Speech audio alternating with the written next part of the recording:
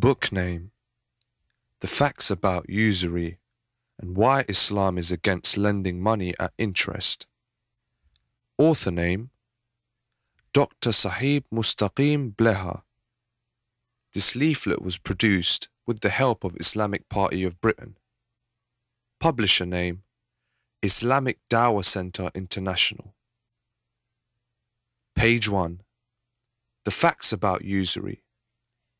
At times of economic hardship, when every good idea fails, just because the money cannot be found, when a decline in services is explained with the need to reduce the deficit, when businesses can't afford new investment because of the high cost of borrowing, when mortgage rates have gone up so much that it becomes difficult to maintain a decent living standard, many small savers still think that high interest rates mean that they get the best out of their savings.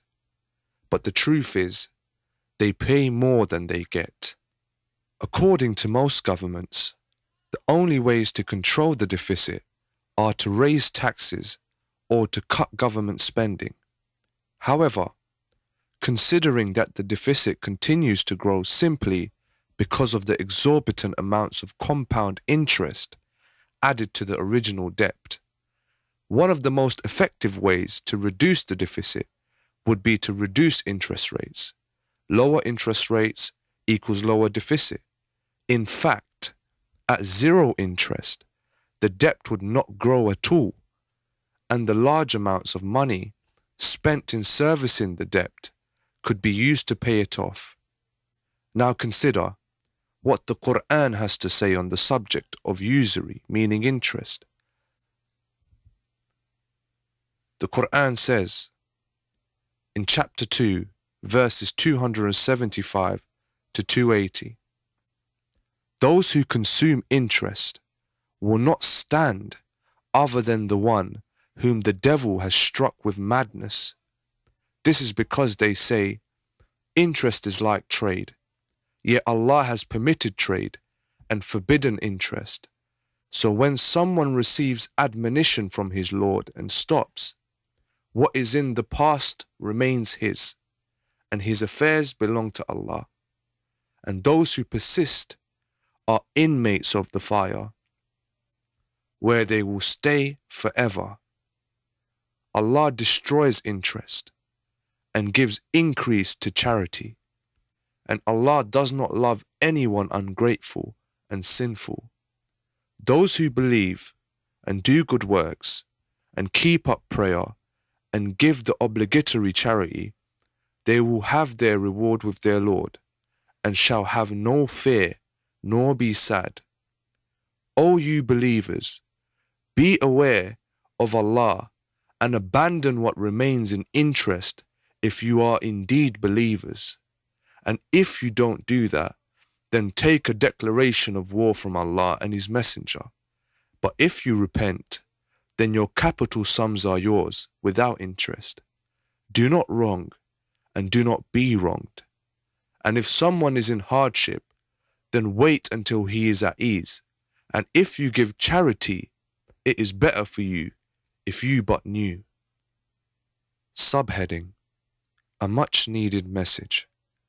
How urgently is this message needed in a world where the debt crisis threatens to destroy and annihilate our civilization, where open warfare is increasingly the consequence of the anxiety and suffering that spring from the third world debt. Politicians have seldom looked at money lending at interest as the cause of widespread poverty in the midst of plenty, because whilst this practice was once forbidden in Judaism, Christianity and Islam alike, it has been universally accepted in the modern world of secularism. It has been argued that money is a producer good and that the lender should receive a share of the extra wealth that these goods produce. Yet this is illogical on several points. The only true producer of wealth, i.e. goods and services, is labor when it is applied to either land or capital. Unlike land, money is infinite when not artificially restricted, which it often is. Money is man-made, out of nothing, and at tiny real cost.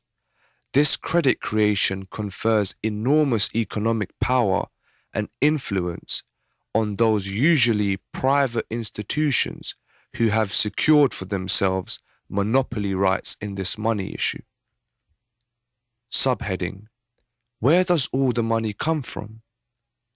The private banks create money out of nothing is a fact too little known amongst the public. Our national debt in the UK stands at almost £400 billion, and that of other industrialized countries is of similar magnitude. Have you ever asked yourself, who's the fabulous lender who always seems to have all the money which the government does not have? Whom does the nation owe the national debt?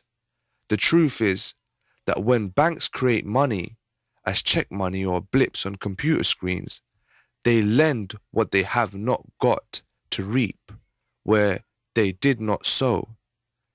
Their loans are not backed by any real wealth on their behalf, nor did they lend out depositors' money, or when did the bank last tell you that you cannot take out money from your account because it has been lent to someone else?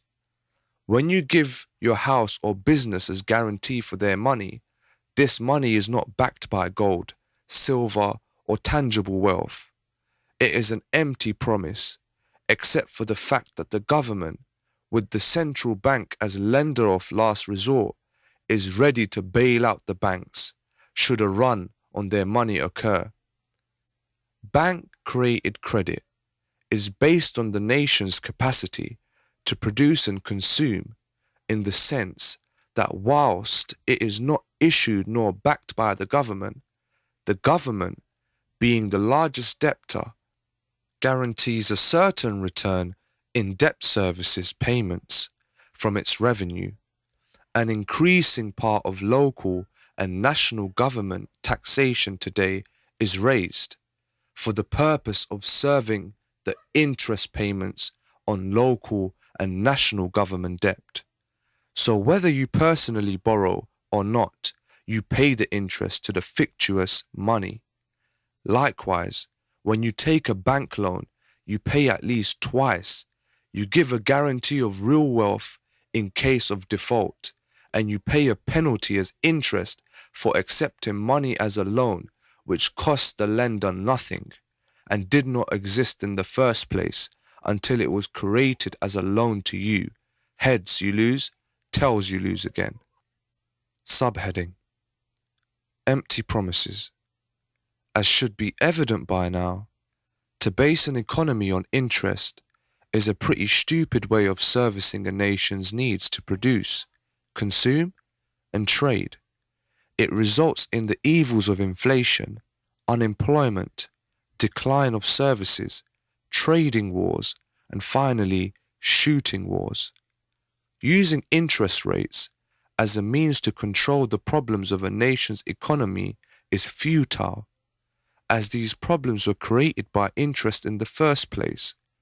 Only when a government creates its own money supply free of charge to the nation to facilitate production, consumption, and trade, instead of authorizing private banks to create the nation's money and then holding the nation as ransom by breaking its back under the ensuing interest debt.